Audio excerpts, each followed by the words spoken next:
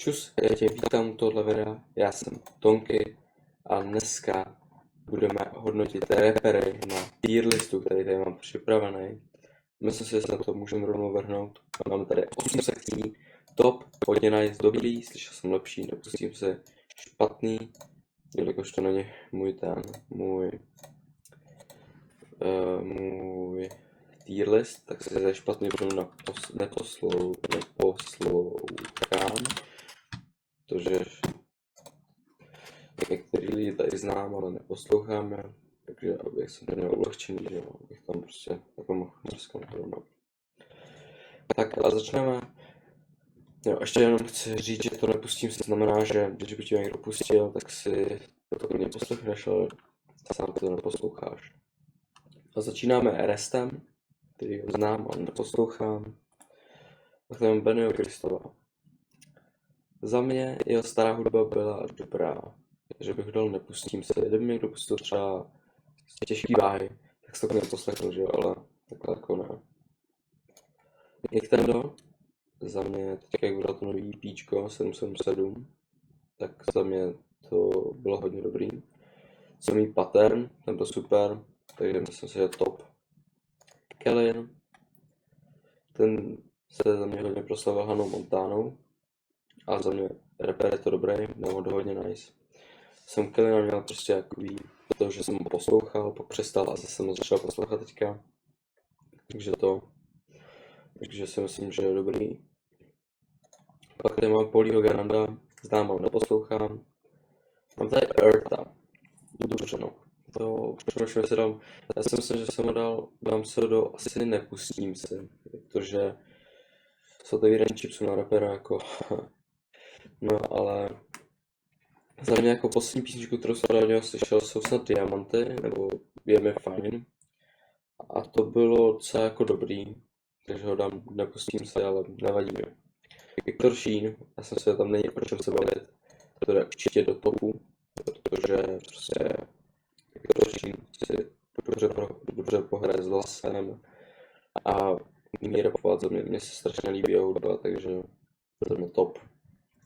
Ego, slyšel jsem lepší, protože když přemýšlím, nepustím si, protože prostě nepustil bych si ho, možná žijeme na nás, jo, ale za mě nepustím si. Tady máme Ektora, ten si myslím, že by měl jít to hodně nice. Detektor 3 byl dobrý, to samý King Kong, to nebyl album, to byl ten single, nevadí.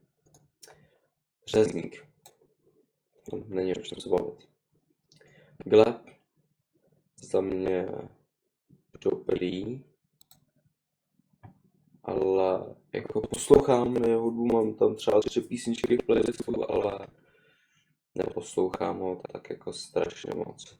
Takže, ale za mě je to rapper dobrý. Jackson. U Jacksona poslouchám teďka poslední dobu strašně moc jeho starý featy, nebo jeho starý songy. Takže ho dám do dobrýho. Teďka jsem začal prostě poslouchat třeba Switch and Flows, takže za mě to je dobrý. Smack si myslím, že měl jít hodně nice. Za mě ho neposlouchám, jako poslouchám ho trochu jenom, ale za mě rapper je to dobrý. Takže samej neposlouchám. Jsem se proslavil strašně písničkou Breeze, takže to neposlouchám. Tam má René Dank, potom jsem ho slyšel tak do odpadu 100%. Kale ho znám, ale neposlouchám. Kojo si myslím, že si zaslouží místo hodně nice. Za mě jako to jeho album, já jsem nedávno zjistil, že vydal nový song toho nějak na konci března, takže to je nice. Izomandias. Doufám, že tady nedostanu hate, že jsem ho dal do top, dám ho do hodně nice, protože to je jeho poslední album, Zpátky na svou planetu. To se opakuje všechno jedno a to samý. Pokud za holky, peníze. Nic jiného, kámo. Takže stejný lyrics, furt. Ale za mě Izzo si zaslouží hodně nice. Maniak. Maniaka znám, neposlouchám. Tady máme Marpo. Marpa znám, ale neposlouchám. MCG si zaslouží určitě tady místo, čekáte, přehodím nějak, takhle, no, takhle se zaslouží místo, je hodně nice. Já hudbu trochu poslouchám, za mě to dobrý rapper, taky vyhrál ceny Anděl, takže cením, no, takže zaslouží very nice podle mě. No, Protiva. Doufám, že dostanu hate. Díky. Pilsí, neznám, neposlouchám. Neznám. Takže to je prostě mám po. Betka. Podložky. No.